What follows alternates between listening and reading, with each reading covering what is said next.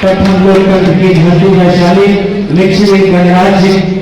का अभिन्न अंग मुजफ्फरपुर की धरती पर हमारे आए हुए सम्मानित उद्घाटनकर्ता राज्यसभा पूर्व सांसद मान्यवर अली अकबर साहब जी के द्वारा दीप प्रज्वलित कर इस महासम्मेलन का उद्घाटन आगाज किया जा रहा है और साथ में हमारे राष्ट्र का गौरव सुप्रसिद्ध हमारे सामाजिक चिंतक प्रोफेसर डॉक्टर लक्ष्मण यादव जी,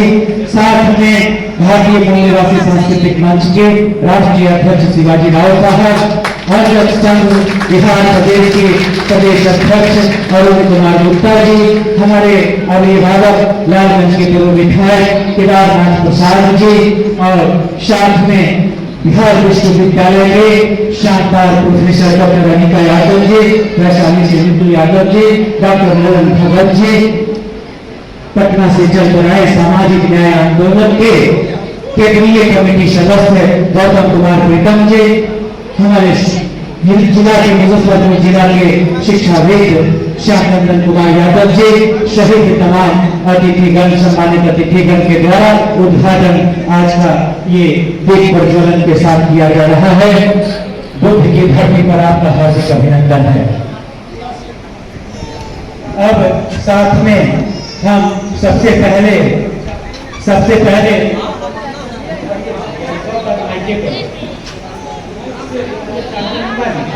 न्याय आंदोलन बिहार के तत्वावधान में आज जो मुजफ्फरपुर के लोगों ने, जिले के लोगों ने पिछड़ा शोषित चेतना महासम्मेलन इस शानदार ढंग से इसको सफल बनाया है, वो ये बता रहा है कि पिछड़ों में, दलितों में, शोषित समाज में एक बेदारी और एक चेतना आ रही और जरूरी ये है कि यहाँ जो लोग इकट्ठे हुए हैं उनसे भी पीछे छूटे हुए बहुत से लोग हैं, उनके बीच भी इस चेतना आंदोलन को ले जाने की जरूरत है। आज इसलिए जरूरत है कि मुट्ठी भर जो जनजात सुविधा भोगी वर्ग है वो इस देश को और कारपोरेट घरानों के साथ मिलकर के इस देश को तबाह और बर्बाद करना चाहता है। हम लोगों को धर्म के नाम पर, जातियों के नाम पर आपस में लड़ाना चाहता है और हमारे संविधान पर, बाबा साहब अम्बेडकर के संविधान पर जो ग्रहण लग गया है, जो महात्मा फूले, पेरियार जैसे लोगों, कर्पूरी ठाकुर, बीपी मंडल साहब की जो कमाई है, जो आरक्षण और सामाजिक न्याय के रूप में उनको मिला हुआ है,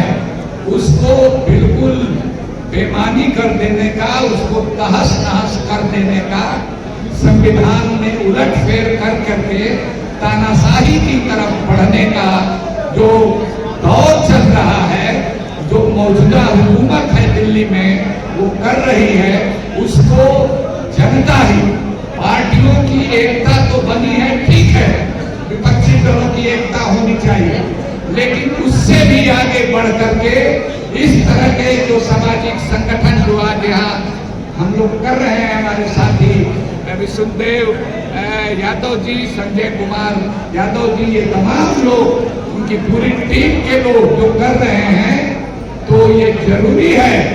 कि इसको जनता के बीच भी एकता, जो शोषित समाज है, पिछड़ा दलित समाज है, पसमानदा समाज है, उन तमाम लोगों को एकजुट करने की जिम्मेवारी पार्टियों के कंधों पर तो है ही। जनता जब एकता बनेगी तभी पार्टियां भी मजबूर हो करके वो एक साथ बनी रहेगी। तो इसलिए नीचे से एकदम एकता के लिए हल्ला बोल देना है कि ये एकता जो बन रही है पार्टियों के बीच, वो एकता बरकरार रहे, मजबूत हो, पार्टियों के बीच एकता के साथ साथ जनता के बीच शोषित और दलित पिछड़े पसमानदा तबकों के बीच एकता, इसी का संकल्प लेने के लिए ये सम्मेलन हो रहा है और ये सफल होगा। अब हमारे नए नौजवान दिलों के धड़कन और विद्वान प्रोफेसर DU के दिल्ली यूनिवर्सिटी के और पूरे देश में इनको सुना जाता है बहुत चाव से। लक्ष्मण यादव जी हमारे दाहिनी तरफ वो संबोधित करेंगे। बहुत धन्यवाद और प्रेस के सभी साथियों का शुक्रिया। आज मुजफ्फरपुर में पिछड़ा शोषित चेतना महासम्मेलन ये आयोजित किया गया है और ये ऐसे माहौल में आयोजित किया जा रहा है कि राजनीतिक रूप से पूरे देश में एक तरह का माहौल है और वो राजनीतिक तरीके से उसका जवाब देने की कोशिश की जा रही है। लेकिन समाज अपने 75 साल इस देश की आजादी के होने के बावजूद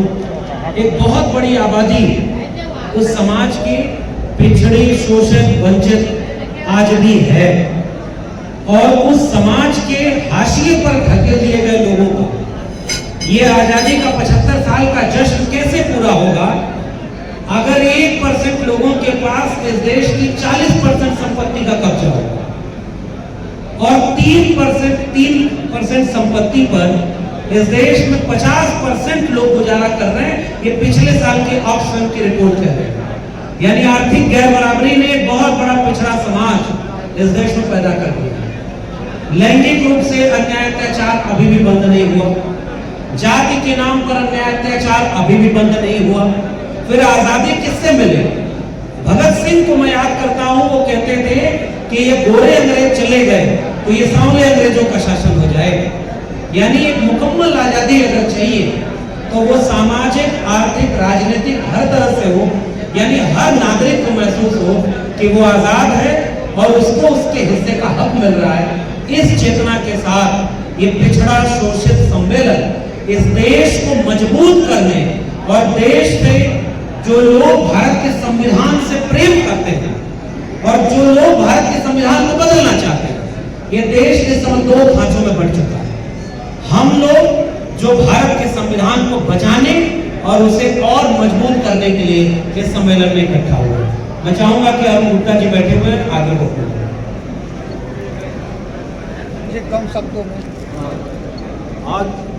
इस कार्यक्रम को हम लोग संबोधित करने आए हैं। लक्ष्मण बाबू और हमारे जनप्रतिनिधि सुरेंद्र बाबू वगैरह हैं। मैं चाहता हूं कि देश के पूर्ण समस्या का समाधान होना चाहिए और ये आज़ादी के 77 कथित आज़ादी के 70 वर्ष गुजर गए। आज़ादी के टाइम में जो लोग जन्म लिए थे आज बूढ़ा होकर मरने की स्थिति में आज़ादी का लुत्फ उन्हें नहीं मिल पाया आज तक। कारण है